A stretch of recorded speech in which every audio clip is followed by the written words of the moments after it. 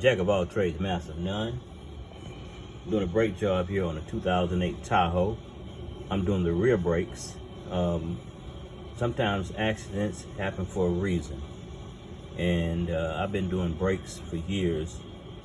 Like I said, it's Jack of all trades, master of none. I'm not a certified mechanic. This is not professional advice. It's just what I experience doing what I do.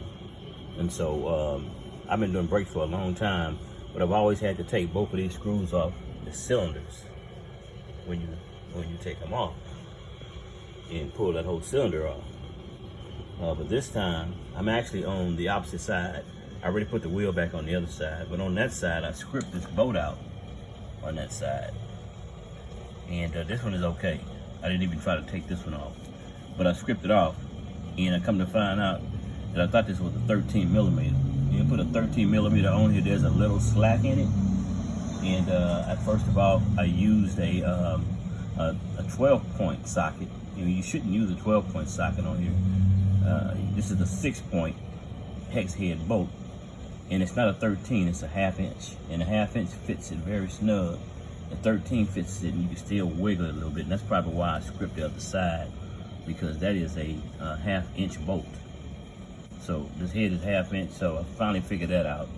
But anyway, by the time I got the brakes put on and everything, I come to the other side, and I started looking around, and I said, well, this 13 is just loose. Let me try another bolt. It was a 1/2 inch fits it. So this is a 1/2 inch bolt. I could probably get this one off, but the other one I scripted out, but I ended up putting it back on. But like I said, accidents happen for a reason.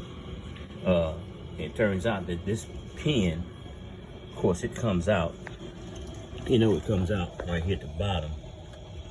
If you see it at the bottom, it's in there now, but it'll come out. It comes out, and this pin has a head on it where you can get a wrench around it. So when you tighten up on this bolt right here, this one will tighten up against this piece of the cylinder and lock this one. You can lock this one tighter when this one stops turning, or you put a wrench on this one and tighten that one. And I really never paid attention to that, but that's what this pin is this. So I'm not going to take that one out. I'm going to put this one back in, because I figured out that you don't need to take both of them out to change the brake pads. After, like I said, after I script this, the other side over there, it slipped out. I was like, oh, okay. I wiggled it around and I pulled it out. I said, well, let me try to put the pads on. So I put the pads on, put the cylinder back with the clamps. I got my clamps here. I put an old pad in there, and I clamped it, and I got the cylinder to go back. And it's all the way back in. So right now I got the pads on here. Both the pads are back on. And so all that needs to be done now is, it's got a little grease on that pin right there, is put it back into the boot and slide it back into that little cylinder right there. Bam! Back in. Brake pads on. Didn't have to take off with one bolt. Put the other bolt on here. The other bolt back in. Screw it up, find it, find the threads, screw it up, and then you can use, if that bolt, if that pin right here is gonna, if that pin is gonna turn, you can just use a crescent wrench or the proper size to hold the top part while you tighten up on the nut on the back. Now you tighten up on the nut on the back, on the bottom, just like I'm doing on the top.